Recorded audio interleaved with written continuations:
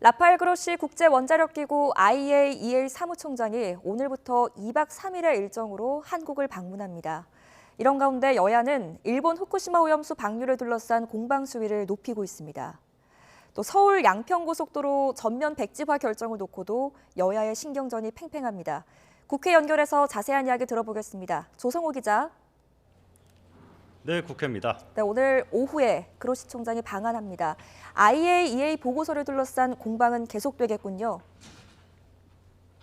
네, 일단 먼저 국민의힘 윤재욱 원내대표는 원내 대책회의에서 민주당이 오염수 방류에 반대하며 라파엘 그로시 IAEA 사무총장에게 공개 토론을 요청하고 유엔 인권위원회에 일본 제소를 검토하는 걸 거론하면서 아무 말 대잔치라고 비판했습니다. 어제 야3당이 일본 3인당 의원을 초청한 것에 대해선 극소수 정당을 끌어들여 방류 반대가 일본 다수 여론인 것처럼 선동하는 건 또 하나의 외교 망신, IAEA 불신 조장이라고 깎아내렸습니다. 들어보시죠. 과학적 사실이 밝혀짐에 따라 궁지에 몰리자 대한민국이 국제사회의 웃음거리가 되든 말든 영끌 선동을 통해 그 궁지를 빠져나가려는 출구 전략으로 보입니다. 민주당은 IAEA 최종 보고서의 문제점을 지적하는 데 주력하고 있습니다. 박광원 원내대표는 IAEA가 오염수 방류 결과에 책임지지 않는다는 취지의 보고서 내용을 언급하면서 IAEA 총장을 향해 누가 책임을 진다는 건지 답하라고 물었습니다. 다음 주 나토 정상회의에 참석하는 윤석열 대통령을 향해선 한일 정상회담이 열리면 오염수 방류 반대 입장을 분명히 밝히고 국제해양법재판소 제소 등에 나설 걸 요구했습니다. 박광원 원내대표 발언입니다. 일본 편이 아닌 우리 국민의 편에 서기 바랍니다. 후쿠시마 핵물질 오염수의 해양 투기에 반대한다는 점을 분명히 밝히고 해양 투기 반대를 일본 총리 앞에서 단호하게 선언하기 바랍니다. 네, 다른 주제로 넘어가 보겠습니다. 원희룡 장관의 서울 양평고속도로 사업 백지화를 놓고도 지금 정치권에서 논란이 이어지고 있다고요?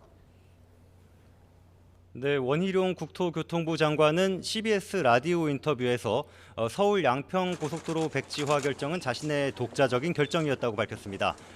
민주당이 타협의 뜻이 있는 게 아니고 임기 끝까지 물고 들어가려는 모습에 어쩔 수 없었다며 김건희 여사 일가에 대한 특혜라는 건 거짓말 선동 프레임이라고 강조했습니다. 원 장관 얘기 들어보시죠. 이 논의를 영원히 안 하겠다는 건 아니에요. 우리 김건희 여사가 거론될 필요가 없는 그 시점에 가서 서로 홀가분하게 깔끔하게 하자라는 거예요.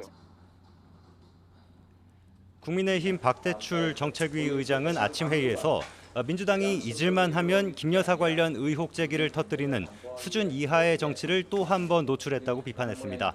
그러면서 사업 중단 책임은 민주당에 있다며 무책임한 의혹 제기와 가짜뉴스 공장 가동을 중단하라고 촉구했습니다. 들어보시겠습니다. 민주당이 내막을 모르지 않을 터인데 대통령 부인을 걸고 넘어지는 것은 정치적이고 정략적인 목적이 다분합니다. 민주당의 아니면 말고식 의혹 제기로 최대 피해는 양평 군민들이 보게 됐습니다. 민주당 이재명 대표는 양평 고속도로 종점 이전과 관련해 김 여사 일가의 특혜 의혹이 커지니까 장관이 갑자기 사업 백지화를 선언해 양평 군민을 볼모로 삼았다고 비판했습니다. 수년간 논의하고 수조 원이 투입된 국책 사업은 장관이 정치 생명 운운하면서 즉흥적으로 백지화할 수 있는 일이 아니라며 결정을 철회하라고 질타했습니다. 이 대표 얘기 들어보시죠.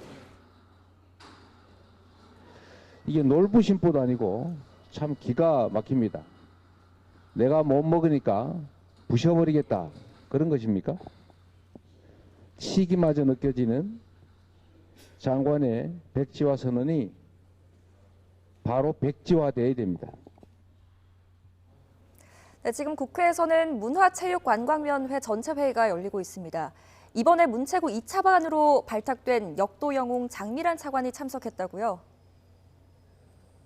네, 역도 영웅 장미란 신임 문화체육관광부 2차관이 국회에 처음으로 출석했습니다. 문화체육관광위원회 전체 회의에서 법안 심사에 앞서 홍익표 위원장 소개로 소감을 밝혔는데요. 들어보시겠습니다. 선수 생활을 은퇴하면서 무거움에서는 자유로울 줄 알았는데 지금 어찌 보면 선수 시절보다 더 무거운 책임감을 느낍니다. 염려해 주시는 만큼 현장의 목소리를 잘 반영해서 정책에 잘 이뤄지도록 최선을 다하겠습니다.